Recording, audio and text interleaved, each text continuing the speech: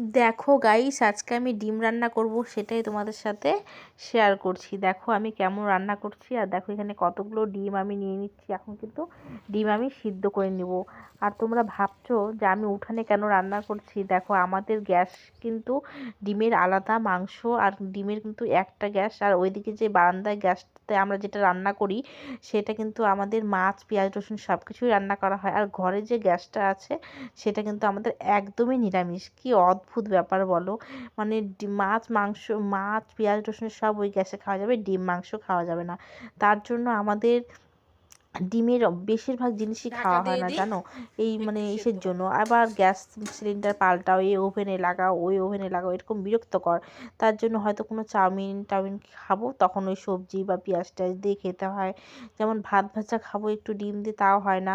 তার জন্য আমাদের ডিমের অমলেটটা হয় না। যে এগুলো একটা এক্সট্রা ঝামেলা, তো তার জন্য যে ডিম করলে দেখো ওদিকে আমার রান্না হয়ে গেছে, লাউ ঘন্ট, ডাল ওইদিকে করা হলো। আর এদিকে কিন্তু আমাকে আবার গ্যাস লাগিয়ে এখানে হলো আমাকে ডিম করতে হচ্ছে। দেখো আমি কিন্তু ডিম সিদ্ধ করে সবগুলো ডিম কিন্তু আমি ছুলে নিয়েছি। তারপরে তেল দিয়ে দিলাম। তেলটা হালকা গরম হলেই আমি কিন্তু ডিমগুলো এক এক করে সব ডিমগুলো কিন্তু ভেজে নেব। এই যে দেখো ডিমগুলো দিচ্ছে। আর আমাদের দেখো কতগুলো ডিম, যেহেতু আমাদের বাড়িতে সদস্য বেশি, আমরা ছোট বড় নিয়ে আমরা 9 জন। তাহলে দেখো সকালে 9 জন, দুপুরে 9 জন, আবার রাত্রে 9 জন। তাও 18 জনের মধ্যে 2 জন তো খায় না, 2টা বাচ্চা মাম্মাম আর পাখি, ওরা 2 জন তো আর রাত্রে খায় না, ওরা রাত্রে দুধ রুটি খায়। তারপরেও দাদা ভাই ভাই নেই, বাবা নেই। তারপরে কিন্তু দেখো আমি হলুদ আর লবণ কিন্তু ডিমগুলোর মধ্যে দিয়ে দিচ্ছি। আর একটু একটু করে কিন্তু আমি কেটেও দিয়েছি, তাহলে কিন্তু হলুদ লবণগুলো একটু ডিমের ভিতরে ঢুকবে। আর মা, বাবা, ভাই ওরা 3 জন নেই, ওরা আমার বাপের বাড়িতে গেছে ইটাহারে। তার জন্য তো ওরা দুপুরে খাবে না, তার জন্য আমরা এই কজনই। আবার রাত্রেও আমরা খাবো না। বর মশাইয়ের বন্ধুর বাড়িতে রাত্রে গৃহপ্রবেশের নিমন্ত্রণ আছে, ওখানেই যাব। ও তখন মা বাবারা খাবে। মা তো খায় না, মা পোলট্রির ডিম খায় না। বাবা, ভাই ওরা খাবে। আর দেখো আমার ক্যামেরাম্যানকে দেখলে, আমার ভাস্তি মানে পাখি, ছোট্ট ক্যামেরাম্যান। আমার ক্যামেরা কিন্তু ওরাই করে দেয়, মাম্মাম না হলে পাখি, এরা দুজনেই করে দেয়। দেখো কত ছোট ছোট মানে পুচকিগুলো যে আমার ক্যামেরা করতে, সে যেমনই করুক, হয়তো একটু খারাপ হয়, ওরা ভালোভাবে করতে পারে না, কারণ ওরা তো অনেক ছোট। আর আমরা ওই বয়সে তো আমরা তখন মোবাইলই দেখিনি।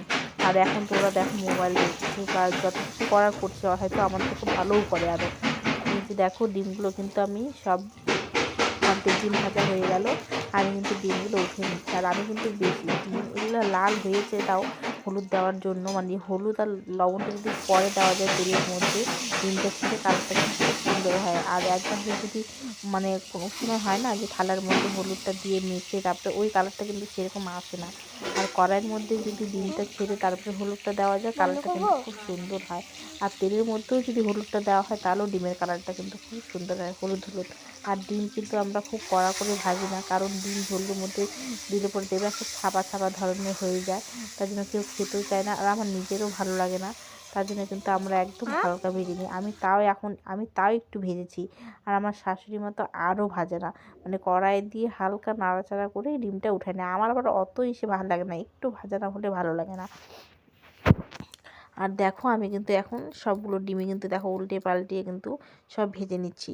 আর ওই ফ্রাই প্যানের থালাটা দেখতে পাচ্ছ যে আমি কিন্তু ওখানে কিন্তু সব এক এক করে সাজিয়ে নিয়েছি, যেহেতু আমাদের ওগুলা তো আর ধরা যাবে না। আমি বোতলে করেও একটুখানি মানে যতটুকু তেল লাগবে আমি ঢেলে নিয়েছি। আর এদিকে দেখো মানে ডিমের বাটিতে আলু কেটে নিয়েছি। আলুটাও সেদ্ধ করলেই হতো, মানে ডিম আলু একসঙ্গে সেদ্ধ করা যেত, আমি নিজের ইচ্ছাই করলাম না, যেহেতু ডিম অনেকগুলো ছিল। তারপরে আলুটাও আছে আমি ঢাকা ঢোকা দেওয়া, আমি কাটাও হয়েছিল না, মানে নতুন আলু তো ছোলাটা একটু মুশকিল হয়। আর কেটেই আমার মনে হয় ভেজে নিলে ভালো করে ছোলা হয়ে যায় আগে থেকেই।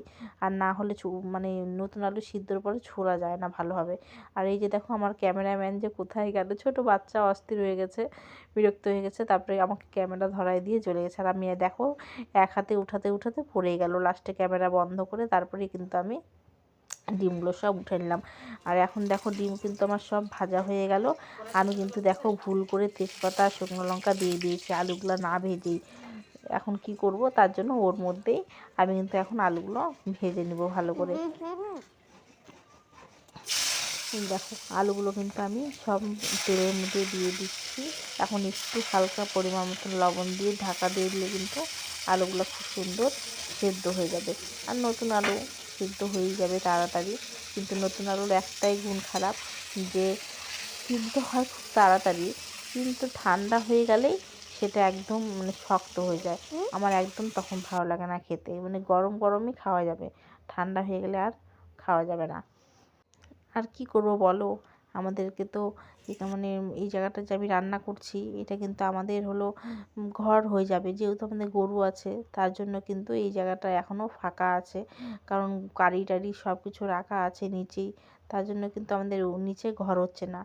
আর মাদের যে ঘরটরগুলো আছে আমরা যে রান্না করি ওটা কিন্তু আমাদের উপরের ঘরের সাথে কিন্তু কোনো অ্যাডজাস্ট নেই, ওটা কিন্তু একদমই আলাদা। আর আমার সে দিদিভাই দেখো ও কিন্তু ওদিকে আলাদা আলাদা কাজ করছে, আর আমি কিন্তু রান্নাটা সেরে নিচ্ছি, কারণ ও সেই রকম রান্নার দিকে আসে না, আর অতটা ইস্যু না, তো তার জন্য আমি রান্নাটা করি, আমি করি কি মাই করে, আর মা না থাকলে পরে আমি করি, আর মায়ের সাথে হাতে হাতেই করি ওরকম।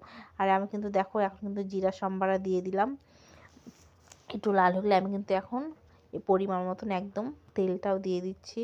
এখন কিন্তু আমি পেঁয়াজ কুচিটা দিয়ে দিব, পেঁয়াজ কুচিটা হালকা একটু নাড়াচাড়া করে আমি কিন্তু এখানে বলে টমেটো কুচিটাও কিন্তু আমি দিয়ে দিব। দেখো হালকা লাল হয়ে গেছে, এরকম লাল হয়ে গেলেই টমেটো কুচিটা দিয়ে দিব। ওর মধ্যে একটু হালকা আমি হলো এক পরিমাণ মতন একটুখানি লবণ দিয়ে দেবো, তাহলে টমেটোটা ভালো হবে আর পেঁয়াজটা ভালোভাবে কিন্তু সেদ্ধ হয়ে যাবে, সেদ্ধ হয়ে যাবে একদম গলা গলা ভাব হয়ে যাবে, তখন কিন্তু দেখবা ভালো হয়। টমেটোটা একদম কিচ্ছু নেই, দেখো একদম টমেটো একদম গলে ইসে হয়ে গেছে, পেস্ট হয়ে গেছে। আমি কিন্তু এখন মশলাটা দিয়ে দেবো, মশলা কিন্তু আমি মিক্সচারে পেস্ট করে নিয়েছি। আর আগে দেখো এখন যেহেতু মিক্সচার হয়ে গেছে, আমার বিয়ের পর তো মিক্সচার ছিল না, তখন সব কিছু আমাকে হলো পাটাতেই বেটে নিতে হতো। এখনও হয়তো কোনো সময় যে হালকা মশলা থাকে তখনও পাটায় বেটে নিতে হয়, আর এখন পাটা দেখলেই ভয় লাগে। আর আগে দেখো কত কত মশলা করা হয়েছে পাটার মধ্যে। আমি কিন্তু দেখো মিক্সচারের মশলাতে এখানে কিন্তু আদা, জিরে, শুকনো লঙ্কা, পেঁয়াজ, রসুন সব কিছু আমি কিন্তু পেস্ট করে নিয়েছি। কড়াইয়ে ঢেলে দিলাম দেখো। আর যেহেতু মশলাটা আমাদের একটু বেশি লাগে, কারণ ডিমের সংখ্যাটাও বেশি, আলু আছে, আর ঝোলটা অনেকটাই হবে, তার জন্য কিন্তু আর ডিমের যদিও ঝোল ভালো লাগে না, আর আমাদের এটা ঝোলও হবে না, এক কড়াই হয়ে যাবে, কিন্তু দেখবা সব অনেকগুলো তরকারি আছে তো সব কিছু সব ঠিকঠাকভাবেই হবে। আর আমি কিন্তু মিক্সচারের বাটিটা ভালো করে ধুয়ে দিয়েছি, কারণ অনেক লেগে থাকে, ভালো করে না ধুলে এক্সট্রা তো জল দিতেই হয়, তার জন্য আমি এটাই ধুয়ে দিয়ে দিচ্ছি। আর দেখো পরিমাণ মতন হলুদ গুঁড়োও দিয়ে দিলাম, পরিমাণ মতন লবণ দিয়ে দিচ্ছি, এটাকে হালকা নাড়াচাড়া করে কষিয়ে নিব।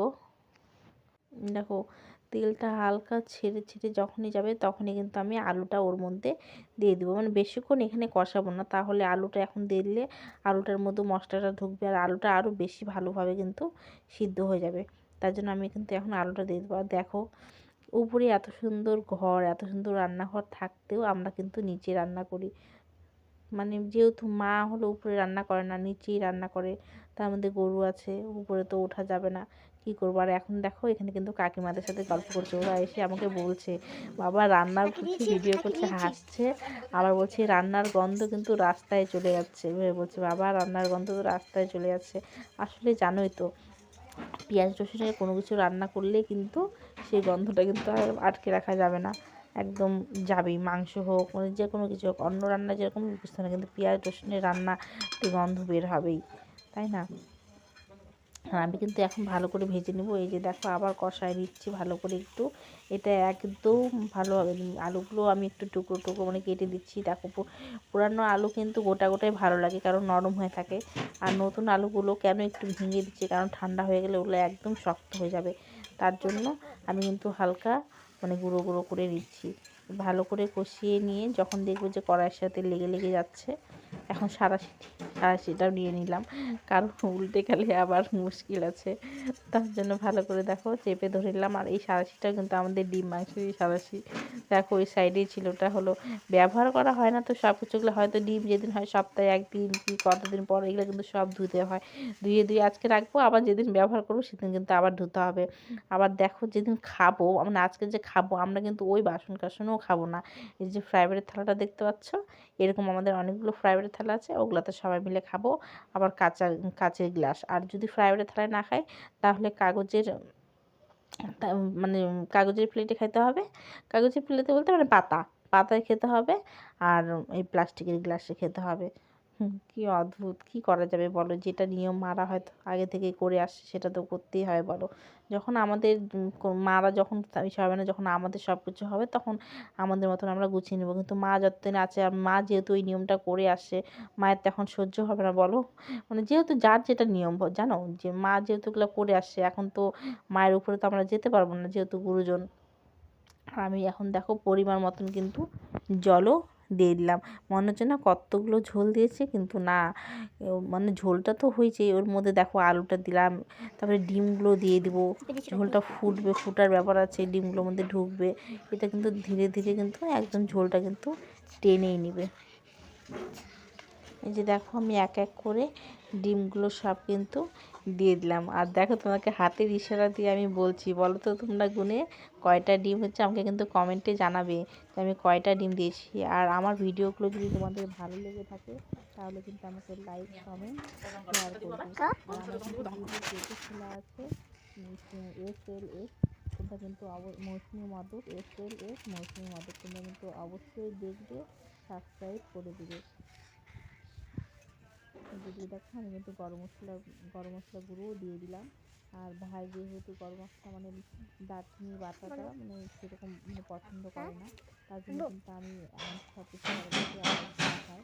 আর আমি কিন্তু তাও একটুখানি গরম মশলা গুঁড়ো দিয়ে দিলাম, এটা দিলে অতটা মানে বুঝতে পারবো না, হালকা সেন্টটা হবে। আর দারচিনিটা বেশি পরিমাণে পড়ে গেলে ভাইয়ের গন্ধ লাগে। আর আমার বড় মশলাগুলো কোনো ব্যাপারই না, ও হচ্ছে তুমি যেমনই রান্না করে দেবো তার সেটাই ওর ভালো, ওটা কোনো সময়ের জন্য বাহানা করে না। একটু লবণ টবণটা হলে সেটা হলে বলো। আর দিদিকে দেখো, দিদিভাই কিন্তু ভাত দিয়ে দিচ্ছে, মামা আমার জন্য আমি ভাত বেড়ে নিয়েছি, ডাল, মাছের মাথা দিয়ে লাউ ঘন্ট, ডিমের ঝোল ভাত। বাই।